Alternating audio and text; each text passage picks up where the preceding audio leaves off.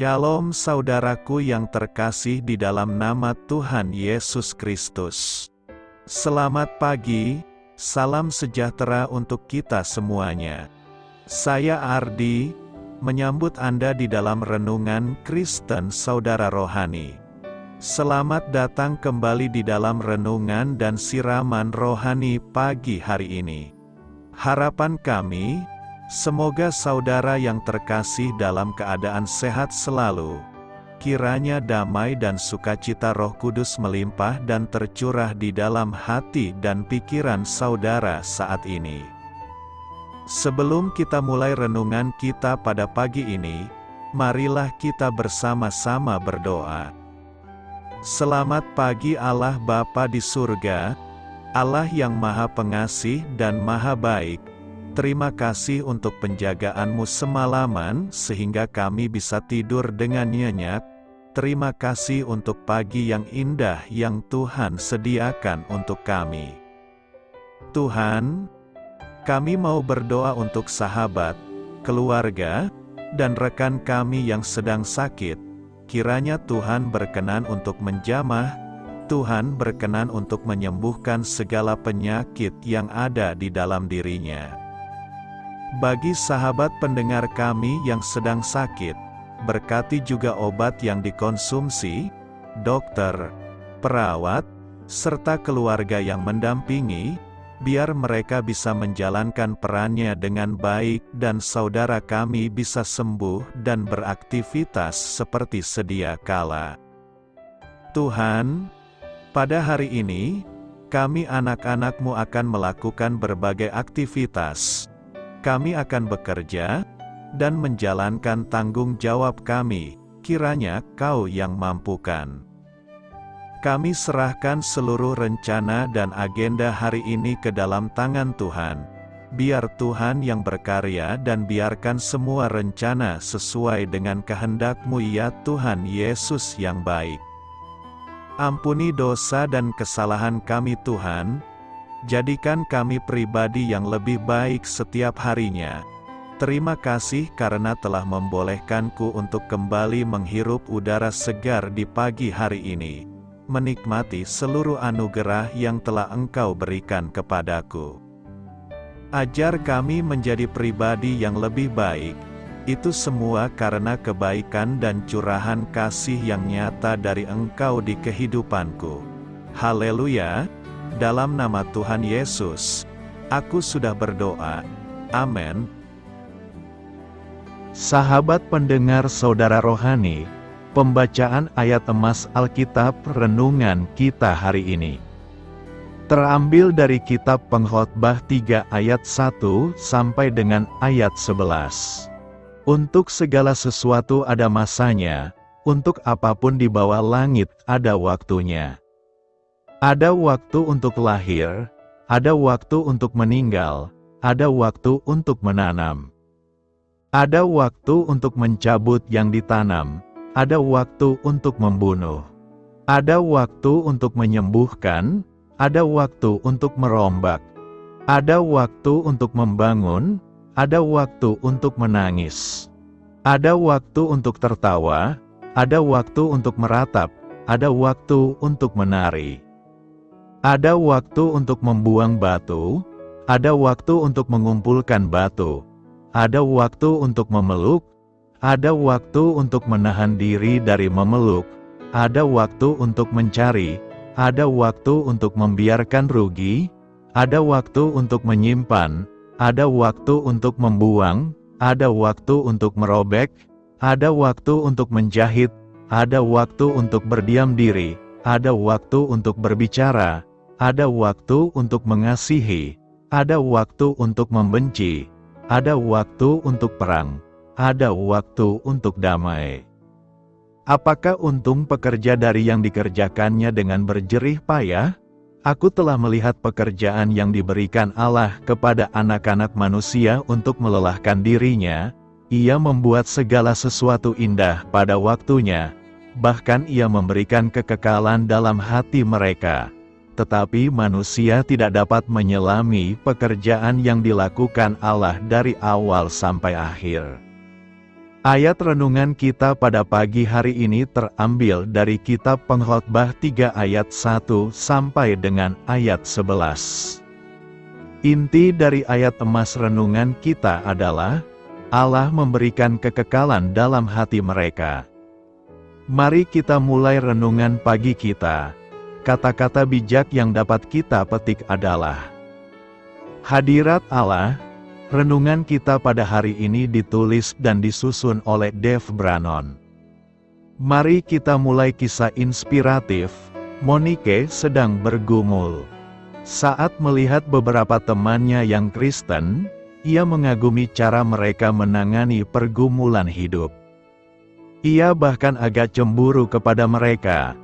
Akan tetapi, Monique tidak yakin dapat hidup seperti teman-temannya itu. Ia mengira bahwa beriman kepada Kristus itu berarti mengikuti aturan-aturan agama. Akhirnya, seorang teman kuliah membantunya melihat bahwa Allah tidak bermaksud untuk mempersulit hidupnya.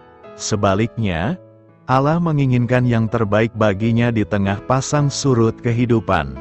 Setelah memahami hal itu, Monique siap untuk mempercayai Tuhan Yesus sebagai juru selamatnya dan menerima kebenaran luar biasa tentang kasih Allah baginya. Raja Salomo mungkin akan memberikan nasihat serupa kepada Monique. Sang raja menyadari bahwa dunia ini memang syarat dengan kesusahan.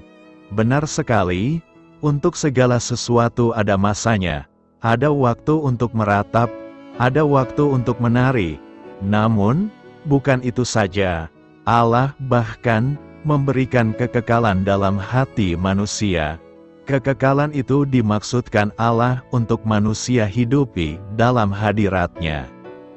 Ketika Monique percaya kepada Yesus, ia menerima kehidupan dalam segala kelimpahan, seperti yang dikatakannya.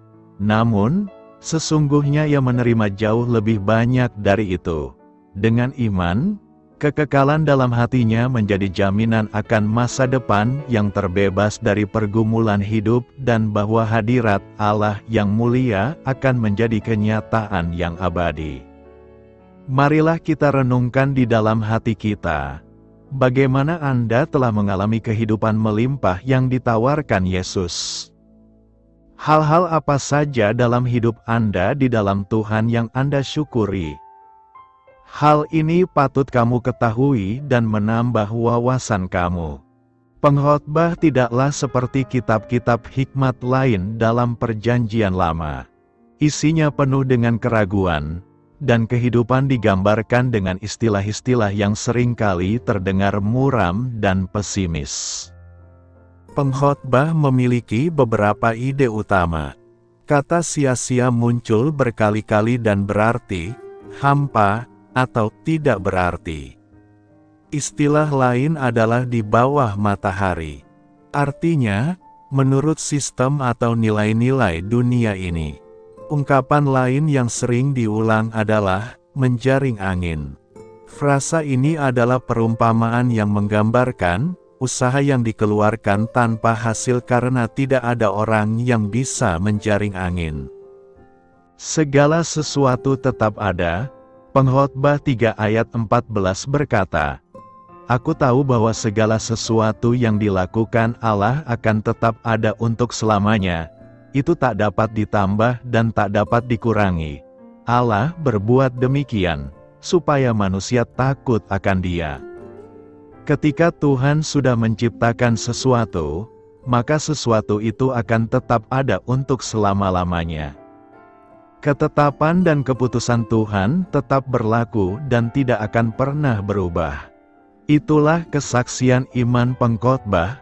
Melalui ayat bacaan di ini kita akan mendapatkan nilai kebenaran, yaitu bahwa segala sesuatu yang dilakukan Allah akan tetap ada untuk selamanya, bahkan tidak dapat ditambah maupun dikurangi.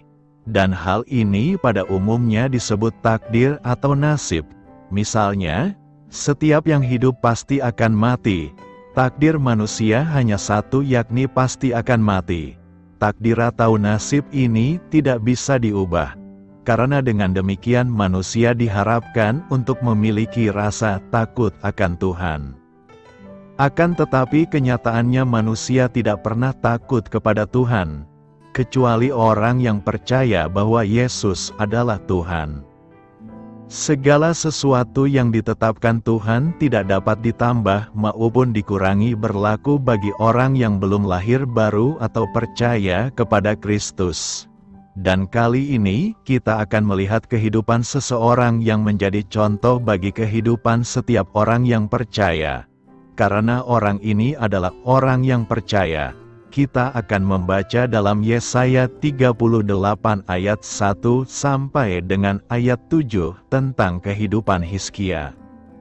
Seperti yang telah kita baca dalam pengkhotbah, bahwa takdir atau nasib itu pasti, dan takdir itu juga dialami Hizkia, di mana ia telah ditentukan untuk mati dalam usia tertentu oleh karena penyakitnya. Saat itu Hizkia tidak putus asa dalam menghadapi persoalan, walaupun persoalan ini sangat serius, yaitu menyangkut hidup Hizkia yang tidak lama lagi. Hizkia benar-benar memegang janji Tuhan, seperti yang tertulis dalam Matius 7 ayat 7 sampai dengan ayat 11. Akhirnya Hizkia berdoa, "Ya Tuhan, Engkau telah melihat kesetiaanku dalam beribadah kepadamu." Maka menangislah ia dengan sangat, dan dalam waktu yang singkat Tuhan menjawab doa Hizkia, sehingga Tuhan menambahkan umur Hizkia 15 tahun lagi. Hizkia memerintah pada tahun 716 sampai 687 sebelum Masehi. Melalui kisah ini kita diingatkan tentang firman Tuhan yang berkata, "Doa orang yang benar, bila dengan yakin didoakan, sangat besar kuasanya." Jadi, di sini kita temukan ada suatu perbedaan antara anak Tuhan dengan orang dunia. Kalau anak Tuhan nasib atau takdir itu bisa berubah, sedangkan orang dunia tidak bisa berubah. Kisah Hizkia ini ditulis oleh Nabi Yesaya maupun oleh riwayat raja-raja atau para sejarawan, karena peristiwa ini sangat penting, di mana kisah hidup Hizkia telah menjadi contoh bagi orang lain, termasuk orang yang belum mengenal Tuhan.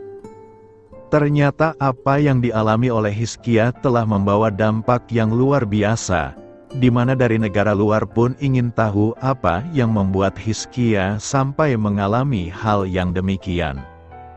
Namun kenyataannya Hizkia tidak bersaksi atas kuasa Tuhan yang dia alami. Justru dia hanya memamerkan atau menunjukkan segala harta kekayaannya dengan sikap angkuh.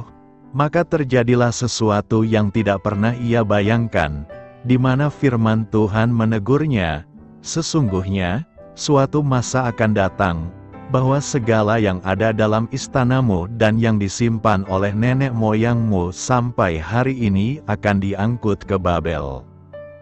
Tidak ada barang yang akan ditinggalkan. Demikianlah firman Tuhan. Dan dari keturunanmu yang akan kau peroleh, akan diambil orang untuk menjadi sida-sida di istana Raja Babel." Melalui uraian di atas biarlah boleh menjadi suatu pelajaran atau pemahaman dalam kehidupan kita. Bahwa segala sesuatu dapat berubah, karena bagi Tuhan tidak ada sesuatu yang mustahil. Selama kita mencari Tuhan, maka kasih setia Tuhan akan menyertai kita. Walaupun kita tidak tahu maksud Allah, tetapi Ia berjanji bahwa apabila kita hidup dalam kebenaran, maka segala sesuatu yang kita kerjakan pasti akan berhasil karena segala sesuatu indah pada waktunya atau waktu Tuhan, dan di dalamnya terkandung kekekalan. Dan sebagai peringatan, janganlah kita menunggu persoalan datang baru kita mulai bertobat, tetapi selama ada kesempatan biarlah kita gunakan semaksimal mungkin untuk kemuliaan nama Tuhan. Karena itu, tetaplah hidup bersama Tuhan agar Tuhan yang mengatur segala sesuatu yang terbaik bagi kita. Ia membuat segala sesuatu indah pada waktunya. Allah adalah pemegang waktu dan menentukan waktu yang tepat untuk setiap peristiwa. Segala sesuatu yang terjadi dalam hidup memiliki tempatnya yang ditentukan oleh Allah. Manusia seringkali tidak dapat memahami sepenuhnya rencana dan kebijaksanaan Allah. Meskipun kita mungkin tidak selalu mengerti atau melihat keindahan dalam setiap kejadian, waktu akan menunjukkan bahwa rencana Allah indah pada waktunya. Allah memberikan kesadaran akan masa depan dalam hati manusia. Ini bisa diartikan sebagai kebutuhan untuk memiliki iman dan percaya bahwa apapun yang terjadi saat ini, baik atau buruk, memiliki tujuan yang lebih besar dalam rencananya. Ayat ini menyimpulkan bahwa manusia tidak dapat menemukan apa yang dikerjakan Allah mulai dari awal sampai akhir. Ini menekankan ketidakmampuan manusia untuk sepenuhnya memahami rencana Allah yang melibatkan setiap aspek waktu dan kejadian. Dengan demikian, frasa ini mengandung pesan kebijaksanaan dan kepercayaan kepada Allah, yang menentukan dan menjalankan rencananya pada waktunya yang sempurna. Meskipun manusia mungkin tidak selalu memahami atau merasakannya pada saat itu, keindahan dan makna rencana Allah akan terungkap seiring berjalannya waktu. Pertanyaan kita sekarang adalah, apa yang harus kita lakukan agar segala sesuatunya indah pada waktunya? Ada beberapa prinsip dan ajaran yang dapat diambil untuk menjadikan hidup lebih bermakna dan indah melibatkan sikap dan tindakan manusia. Yakni, pertama, kita harus berserah kepada rencana Allah, menerima bahwa Allah memiliki rencana yang indah untuk setiap aspek hidup, bersikap tawakal dan berserah kepada kebijaksanaannya. Kedua, kita harus hidup dalam keseimbangan, mengakui adanya berbagai peristiwa dalam hidup, baik suka maupun duka, dan belajar untuk hidup dalam keseimbangan. Terkadang, kita perlu menghadapi tantangan, dan terkadang kita dapat menikmati kegembiraan. Ketiga, penghargaan terhadap waktu, menghargai waktu sebagai anugerah Allah, menggunakan waktu dengan bijak, baik untuk pertumbuhan pribadi, hubungan, maupun dalam pelayanan kepada sesama. Keempat, kehati-hatian dalam tindakan, mempertimbangkan tindakan dan kata-kata kita dengan bijaksana, mengerti bahwa setiap tindakan memiliki akibat, dan kita bertanggung jawab atas pilihannya. Kelima, kita harus berkarya dengan keras dan jujur, bekerja keras dan jujur dalam pekerjaan dan usaha hidup, mencari kebaikan dan membuat perbedaan positif dalam lingkungan sekitar. Renungan, apa yang hendak kita renungkan dalam tahun 2024 ini? Ada beberapa pemikiran dan ajaran yang dapat direnungkan dari perikop ini, yakni: pertama, penerimaan akan waktu. Ajaran ini mengajak kita untuk menerima dan memahami waktu dan musim dalam hidup kita. Setiap peristiwa memiliki waktu dan tempatnya yang telah ditetapkan oleh Allah. Kedua, ketidaksempurnaan manusia. Manusia seringkali tidak dapat memahami sepenuhnya rencana dan kebijaksanaan Allah. Oleh karena itu, kita diingatkan untuk berserah kepadanya dan percaya bahwa Allah membuat segala sesuatu indah pada waktunya, bahkan jika kita tidak dapat melihatnya sekarang. Ketiga, kegembiraan dan keseimbangan.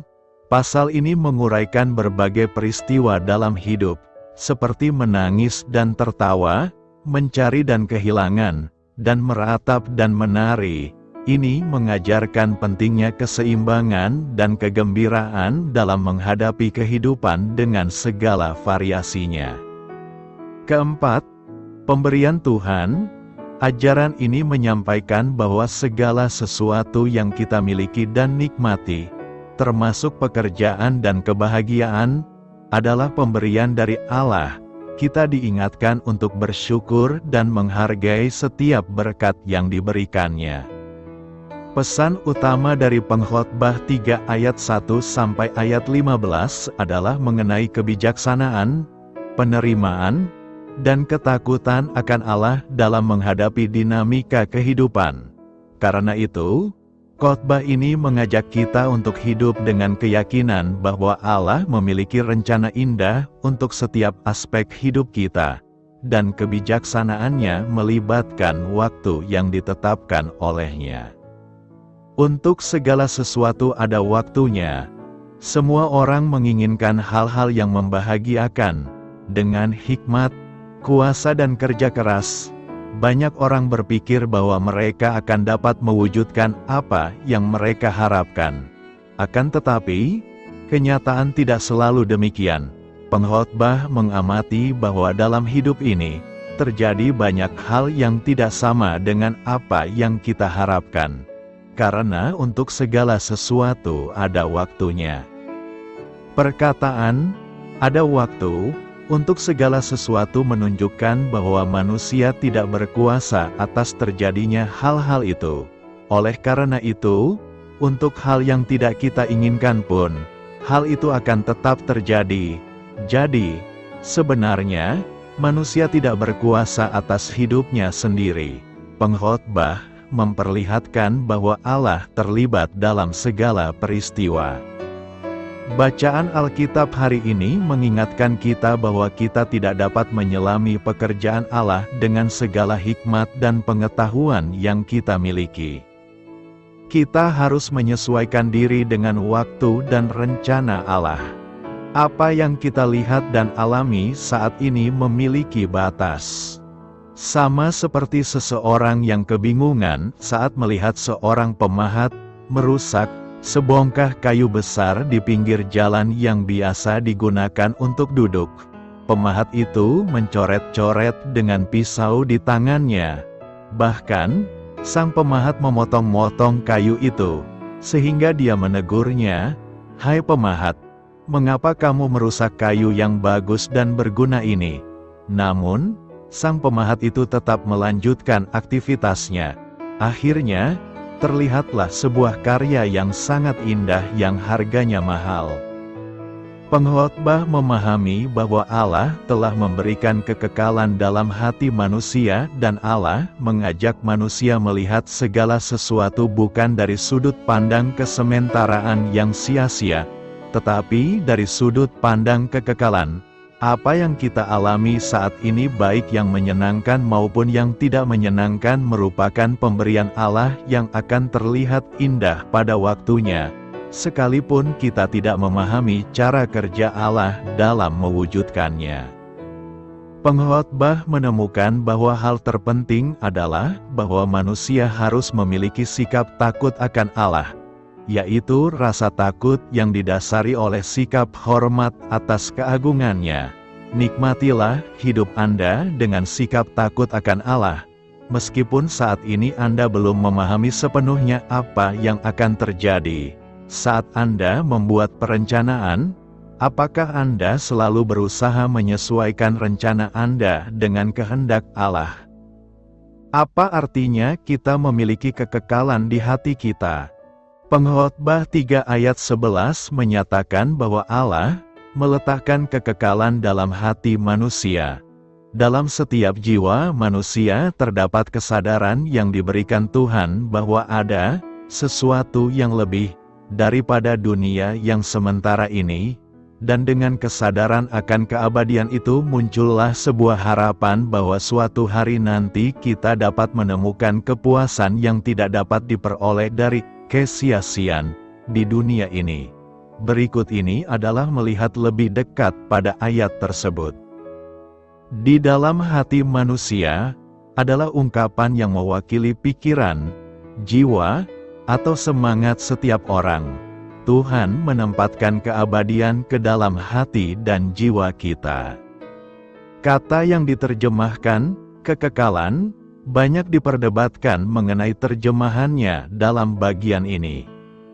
Kata olam dapat diterjemahkan sebagai kegelapan, keabadian, atau Masa depan, penggunaan kata ini dapat menunjukkan kegelapan dalam arti ketidaktahuan, yang membedakan konsep ini dengan ayat 11 berikut ini. Tetapi tidak seorang pun dapat mengetahui apa yang telah dilakukan Allah dari awal sampai akhir. Bisa jadi Salomo sedang membandingkan ketidaktahuan manusia dengan hikmat Tuhan yang sempurna.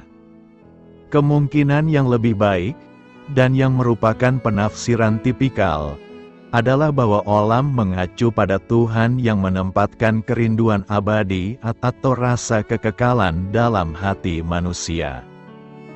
Dengan menganggap pemahaman ini sebagai pemahaman yang benar, Pengkhotbah 3 ayat 11 menegaskan gagasan bahwa manusia mempunyai cara hidup yang berbeda dengan bentuk kehidupan lainnya.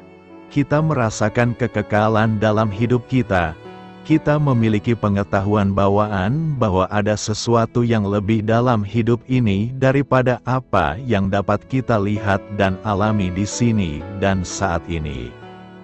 Konteks yang lebih luas dari pasal ini membantu pemahaman kita terhadap ayat 11. Pengkhotbah 3 ayat 1 mengatakan, "Untuk segala sesuatu ada masanya, untuk segala kegiatan di bawah langit ada masanya." 7 ayat berikutnya mencantumkan serangkaian kontras, cinta dan benci, berpencar dan berkumpul, merobek dan memperbaiki, menangis dan tertawa. Kemudian muncul ayat 11, yang dimulai dengan Dia menjadikan segala sesuatu indah pada waktunya. Dengan kata lain, hidup terdiri dari pengalaman-pengalaman yang berlawanan secara seimbang. Tuhan telah menetapkan masing-masing pada waktunya. Setiap musim harus dianggap sebagai bagian dari keseluruhan. Musim datang dan pergi, tapi apakah ada sesuatu dalam hidup ini yang benar-benar memuaskan? Jawaban dalam kitab Pengkhotbah adalah, tidak. Semuanya sia-sia. Namun, melalui semua pasang surut dan perubahan hidup, kita melihat sekilas stabilitas Tuhan telah meletakkan kekekalan dalam hati manusia. Kehidupan hanyalah uap. Namun kita tahu bahwa masih ada sesuatu yang melampaui kehidupan ini. Kita mempunyai kesadaran yang ditanamkan secara ilahi bahwa jiwa hidup selamanya. Dunia ini bukan rumah kita. Doa saya menyertai saudara sekalian. Marilah kita menyampaikan doa syafaat. Tuhan Yesus, aku mengerti apa yang dikatakan Salomo tentang pasang surutnya kehidupan di dunia ini. Namun, aku berterima kasih, karena Engkau telah membuat kehidupan ini berharga dan layak dijalani. Terima kasih juga atas sukacita abadi yang menantiku. Amin. Sampaikan harapan dan permintaan saudara kepada Tuhan.